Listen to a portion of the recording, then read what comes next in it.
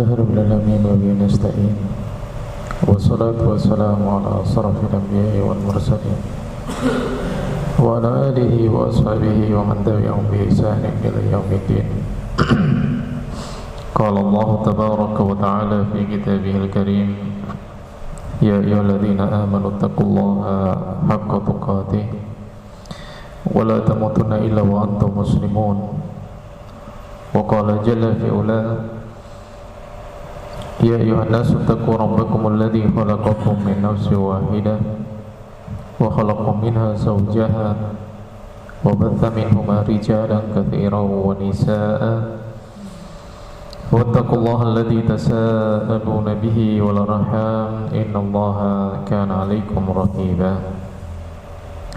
Wa qala aidan ya ayyuhalladzina amanu taqullaha wa qulu qawlan sadida yuslih lakum a'malakum wa yaghfir lakum dhunubakum wa may yuti'illaha wa rasulahu faqad faza fawzan 'azima. Amma ba'd. Alhamdulillah, segala puji dan syukur kepada Allah Subhanahu wa taala atas karunia dan juga kenikmatan yang Allah Subhanahu wa taala senantiasa limpahkan kepada kita semua. Kemudian semoga salawat dan salam diberikan kepada Nabi Muhammad SAW, diberikan kepada para sahabatnya, keluarganya, dan juga seluruh orang-orang yang mengikuti petunjuk beliau dengan baik sampai kelak datangnya hari kiamat. Teman-teman sekalian yang dimuliakan oleh Allah Subhanahu wa taala, ada satu hadis yang diriwayatkan oleh Imam Bukhari dan Muslim yang merupakan petunjuk bagi kita semua di dalam beradab dan berakhlak yang mulia.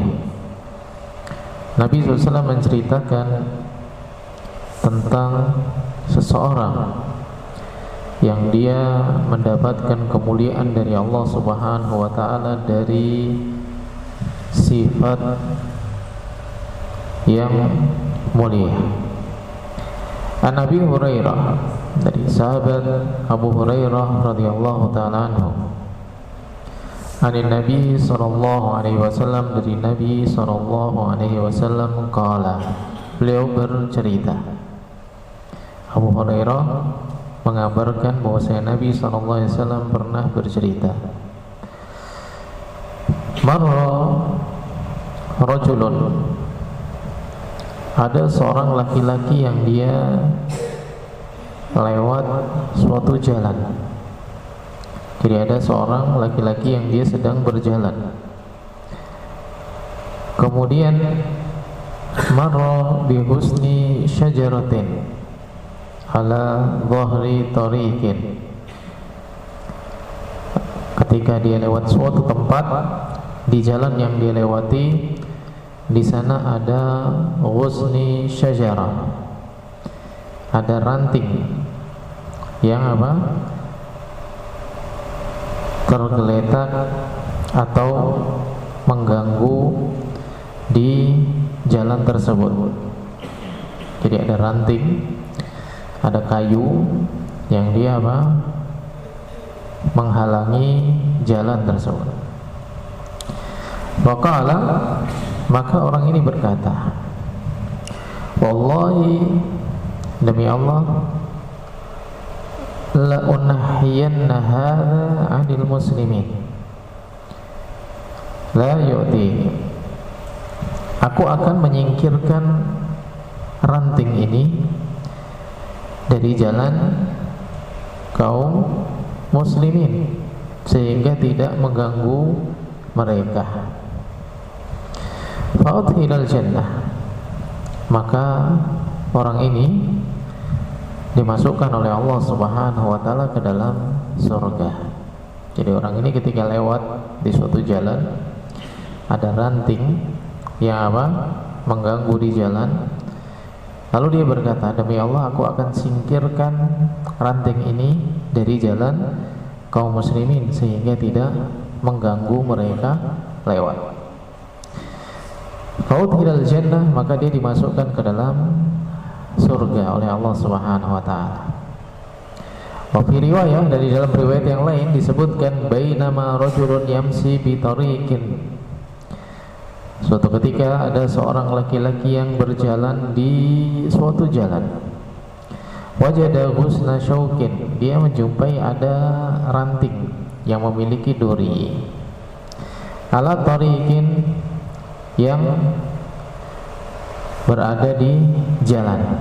Jadi dia menemui ada ranting yang mengganggu di jalan, dan ranting itu ada durinya.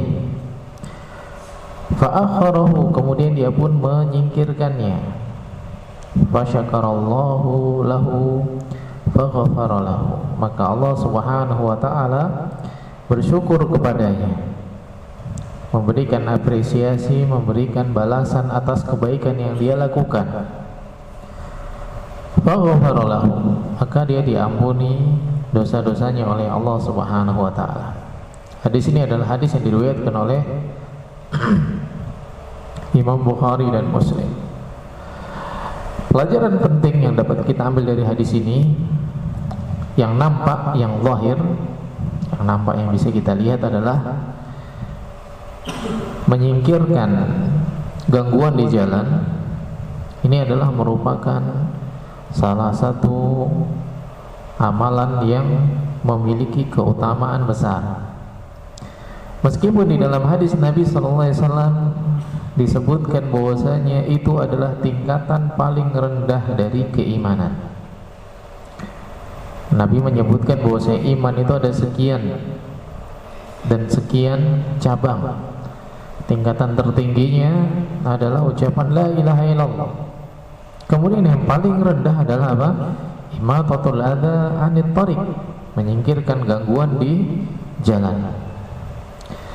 Meskipun menyingkirkan gangguan di jalan ini disebut oleh Nabi SAW adalah tingkatan terendah dari keimanan, namun di sini Nabi SAW menyebutkan bahwasanya perkara tersebut memiliki keutamaan yang sangat besar. Ada seseorang dimasukkan oleh Allah Subhanahu wa taala ke dalam surga dikarenakan sebab dia menyingkirkan ranting yang mengganggu di jalan. Termasuk juga sampah-sampah yang ada di jalan, termasuk juga batu-batu yang ada di jalan. Jalanan yang biasa dilewati oleh kaum muslimin. Maka kalau dibersihkan, kalau dirapikan, kalau dihilangkan gangguan-gangguan tadi, bisa menjadi wasilah seseorang dimasukkan ke dalam surga atau diampuni dosa-dosanya oleh Allah Subhanahu wa taala. Jadi membersihkan jalan itu bukan hanya sekedar tentang menyapu, menghilangkan ranting yang mengganggu, ada batu-batu disingkirkan. Namun di sana ada keimanan, di sana ada ketaatan, dan yang paling penting adanya kepedulian. Inilah menjadikan menyingkirkan gangguan di jalan merupakan amalan yang utama, dengannya Allah Subhanahu wa taala memasukkan seseorang ke dalam surga. Dan ini yang sekarang banyak hilang di antara kita semua, yaitu rasa peduli. Lewat di suatu jalan, ada batu dilewat begitu saja, ada sampah dan kotoran dilewat begitu saja, tidak tergerak hatinya. Ngelihat ada keran terbuka, lewat begitu saja. Ada sendal tercecer, lewat begitu saja. Ada tempat sampah yang dia terguling, lewat begitu saja. Ini yang banyak hilang dari kita sekarang.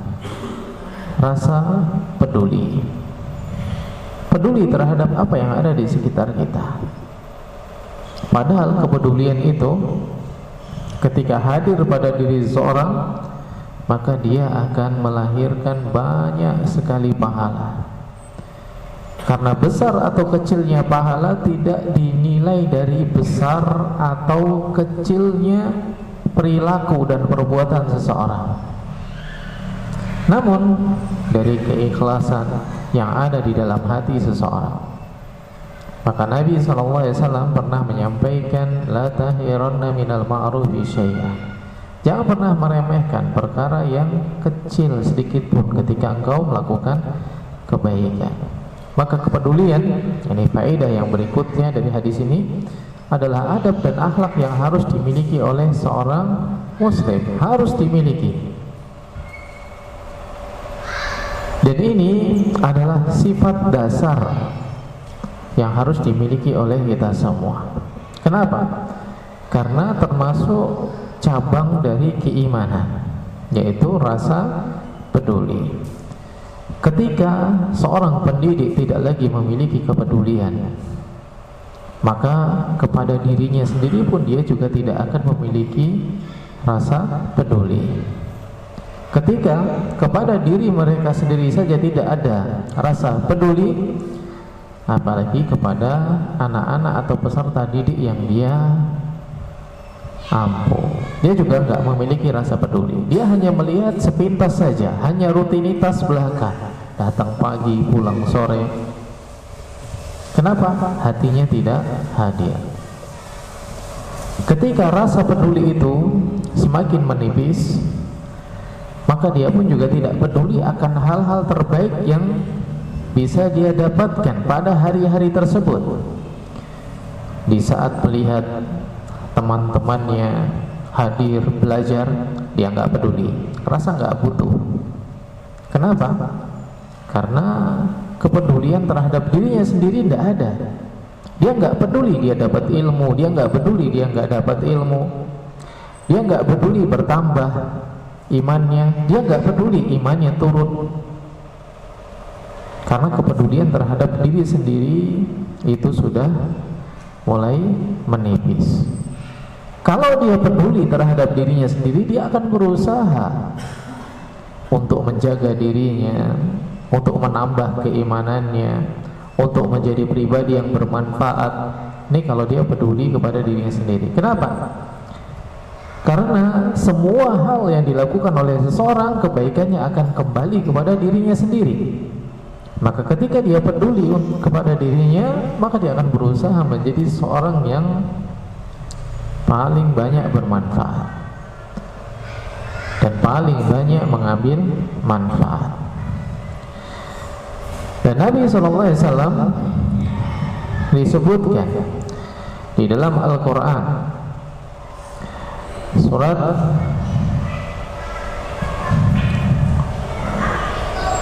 At-Taubah, yang mana beliau adalah qudwah hasanah, contoh yang baik bagi kita semua. Surat At-Taubah ayat yang ke-128, Allah mengatakan, laqad ja'akum rasulun min anfusikum azizun 'alaihi ma anittum harisun 'alaikum bil mu'minina raufur rahim. Ini sifat Nabi SAW yang Allah utus kepada kita. Allah mengatakan, sungguh telah datang kepadamu seorang utusan, seorang rasul, min anfusikum, dari diri kalian, seorang utusan dari jenis kalian, yaitu dari manusia. Azizun alaihi ma'anittum, yang dia merasakan apa yang kalian rasakan, merasa berat apa yang memberatkan kalian, merasa sedih apa yang membuat kalian sedih. Ini adalah puncak dari apa? Kepedulian Nabi SAW kepada umatnya. Memiliki rasa simpati dan empati, peduli kepada orang-orang di sekitarnya. Ketika mereka sedih, ikut sedih. Ketika mereka susah, ikut susah. Ini contoh dari Nabi SAW tentang sifat peduli. Maka termasuk adab dan akhlak yang mulia yang harus kita jaga pada diri kita adalah kepedulian. Peduli terhadap sesama, peduli terhadap diri sendiri, peduli terhadap lingkungan di sekitar kita. Karena ketika Nabi SAW menyampaikan seseorang menyingkirkan gangguan di jalan, peduli dengan keselamatan orang yang lewat di sana, peduli dengan kenyamanan orang yang lewat di jalan, menjadi wasilah dia dimasukkan ke dalam surga. Lantas bagaimana dengan kepedulian yang lebih besar dari itu semua? Peduli terhadap kebenaran ibadah. Anak-anak, jangan berisik. Omi,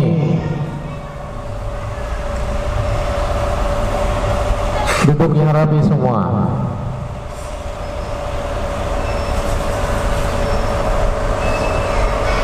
Ditunggu aminya, jangan berisik.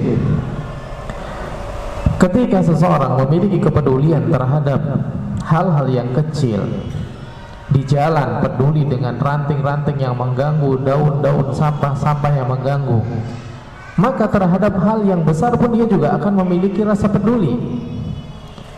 Keselamatan beserta didiknya, bukan hanya dunia tapi akhiratnya. Keselamatan dirinya bukan hanya di dunia tapi di akhiratnya. Keselamatan orang-orang terdekatnya bukan hanya di dunia tapi di akhiratnya. Ini kepedulian penting dimiliki oleh kita semua. Ketika seseorang peduli dengan pakaian dia, sehingga dia berusaha menjaga pakaiannya tetap bersih, maka dia akan peduli terhadap jiwanya, peduli terhadap hatinya. Dia akan menjaga hatinya pun juga tetap bersih. Ketika dia peduli sendalnya itu terlihat baik dan rapi, sandal, maka dia akan peduli langkah kaki dia, perbuatan-perbuatan dia juga akan dia rapikan. Ini adab dan akhlak yang penting yang harus dimiliki oleh setiap muslim. Sifat dasar yaitu kepedulian. Dan ini sebagaimana adab dan akhlak yang lain, ada dua. Ada yang memang Allah Subhanahu wa ta'ala berikan kepada diri seseorang sebagai karakter dasar, ada yang diusahakan. Kita telah menjelaskan bahwasanya adab dan akhlak yang mulia itu ada dua. Yang pertama memang Allah Subhanahu wa ta'ala tetapkan untuk diri seseorang. Kemudian yang kedua dia usahakan. Maka sikap ini pun juga sama. Ada yang memang Allah tetapkan, ada jiwa-jiwa yang peduli. Namun ini tidak menutup kemungkinan bisa diusahakan juga. Dengan cara apa? Membiasakan untuk melihat dan peka terhadap apa yang ada di sekitar. Termasuk kepedulian ketika selesai melakukan kegiatan dan aktivitas, keliling lihat lagi apa yang nggak pas, apa yang nggak cocok, apa yang perlu dirapikan. Bukan ditinggal begitu saja. Sore misalkan habis sholat asar, habis zikir, pergi bubar semua, lampu nyala, kipas nyala, tidak diperhatikan sama sekali. Selesai kegiatan belajar di sekolah misalkan siang, ditinggal. Semua dalam keadaan tidak dirapikan, masih berantakan. Maka usaha untuk membangun kepedulian dimulai dari apa yang ada di depan mata kita semua. Kalau seseorang terbiasa peduli pada hal-hal yang kecil, maka hal yang besar pun dia juga akan menaruh perhatian. Dan ini bukan hanya tentang rapi atau tidak rapi, namun bagaimana Allah Subhanahu wa ta'ala bisa memuliakan seseorang dengan kepedulian yang dia miliki. Hadis yang diriwayatkan oleh Imam Bukhari dan Muslim. Apa hadisnya? Seseorang dimasukkan ke dalam surga dikarenakan menghilangkan gangguan yang ada di jalan. Orang kalau nggak memiliki rasa peduli, dia akan cuek dan lewat begitu saja. Maka ini adalah adab dan akhlak yang mulia, yang kadang kita terlewat dari memperhatikan hal-hal tersebut. Maka mudah-mudahan Allah Subhanahu wa taala menjadikan kita termasuk di antara hamba-hamba yang senantiasa terbuka hatinya, terbuka matanya, terbuka kepeduliannya, sehingga menjadi hamba-hamba yang diselamatkan oleh Allah Subhanahu wa taala, diampuni dosa-dosanya, kemudian dimasukkan ke dalam surga. Allah taala alam. Barakallahu fikum. Subhanakallahumma wa bihamdika asyhadu an la ilaha illa anta astaghfiruka wa atubu ilaik. Assalamualaikum warahmatullahi wabarakatuh.